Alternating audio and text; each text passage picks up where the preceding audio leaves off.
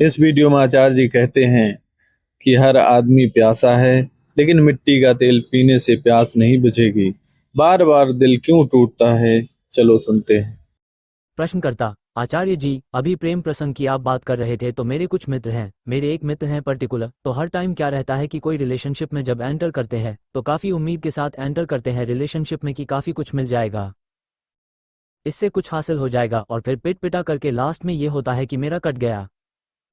ये बार बार एक साइकिल सा चलता है, कभी उसी पसंद के साथ, कभी मल्टीपल अलग अलग इंडिविजुअल के साथ में। तो ये उम्मीद क्या है जो है, मतलब मेरी समझ में नहीं आता कैसे कि टूटती ही नहीं, मतलब कहीं ना कहीं, जबकि कितना ही क्लिष्ट एक्सपीरियंस हो जाए आदमी का। आचार्य प्रशांत: कितनी बार ऐसा हुआ है?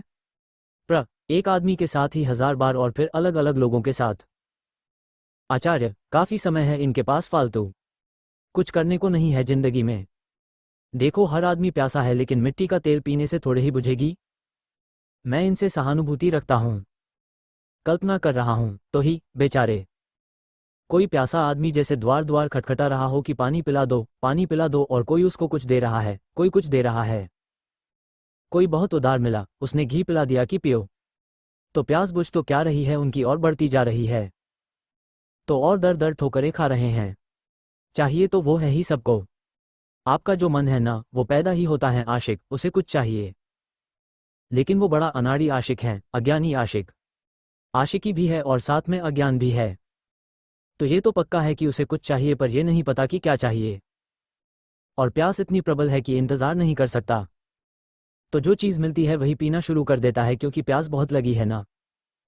जैसे आपको जब भूख बहुत लगी होती है तो कुछ भी खा लेते हो ना। कभी देखा है कि जब भूख बहुत लगी हो, मान लो रात का समय है, बाहर कुछ मिलेगा नहीं, तो फ्रिज में जाते हो, कुछ उल्टा पुल्टा पुराना पड़ा हो, जो मिला ठूंस लिया। ज्यादातर आशिक ऐसे ही हैं। प्यास इतनी लगी होती है कि जो ही मिलता है उसी को पकड़ लेते हैं। पकड़ने की घटना तो बहुत बाद की है, प्यास बहुत पुरानी है। वो एकदम तैयार बैठे हैं कि कुछ मिल जाए, कहीं कुछ मिल जाए, उसे चाट लें। 2 बूंद भी मिल जाए, चाट ले। सूखा हुआ है गला एकदम, सूखा हुआ है दिल एकदम। इतनी बार ठोकरें खाकर भी अगर इन्हें समझ में आ जाए कि जिन माध्यमों से ये अपनी प्यास बुझाना चाहते हैं उनसे बुझेगी नहीं, तो गनीमत है।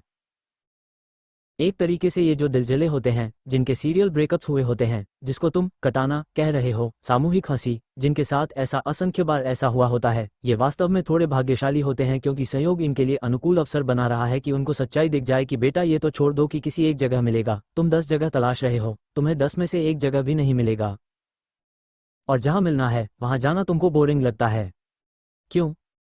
क्योंकि फिल्मों ने तुम पर तगड़ा प्रभाव डाला है। हम एक बार पैदा होते हैं, हम एक बार टेटनस का इंजेक्शन लगवाते हैं, और हमें एक बार इश्क होता है।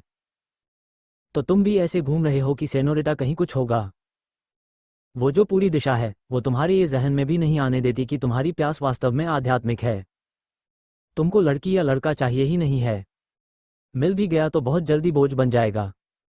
फिर उसको धोओगे या ब्रेकअप करोगे। एकदम ही अभागे होंगे तो शादी हो जाएगी। जैसे किसी को पानी चाहिए हो और उसने कैरोसिन के कुएं की लाइफ लॉन्ग मेंबरशिप ले ली और वहां एडवांस पेमेंट कर दिया है कि रोज 20 लीटर सप्लाई होगा और रोज पीना भी पड़ेगा, प्रीपेड।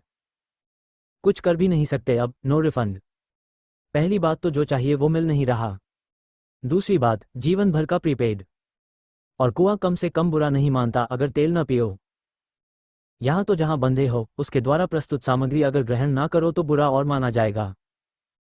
आपकी आध्यात्मिक नासमझी आपको कितने कष्ट में और संकट में डाल देती है, आप समझ ही नहीं पाते हो। मिट्टी के तेल के ब्रांड बदलते रह जाते हो, घोड़ा छाप मिट्टी का तेल, जूता छाप मिट्टी का तेल।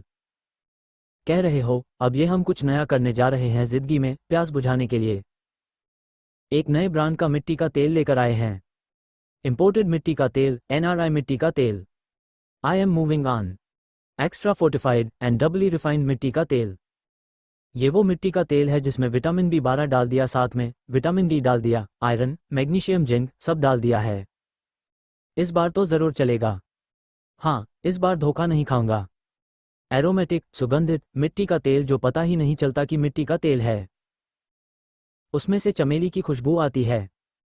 इस बार तो पूरी तरह अलग है, खुशबू ही अलग है।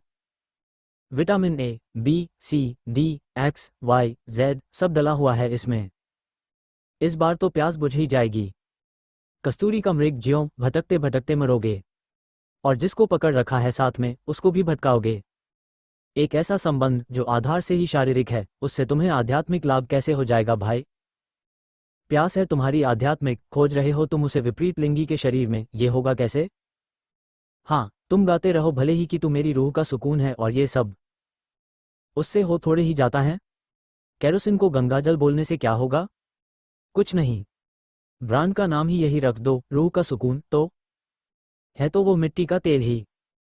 जितने जवान लोग बैठे हैं सब ऐसे हो रहे हैं कि कान से खून आ गया एकदम। जब यहाँ एंट्री करवाया करो तो साथ में सबको एक एक नैपकिन देकर भेजा करो। जैसा कि आचार्य जी ने बताया, प्यास आध्यात्मिक है और आप उसे शरीर में खोज रहे हैं। सही दिशा चुनें, वरना भटकते रहेंगे। धन्यवाद।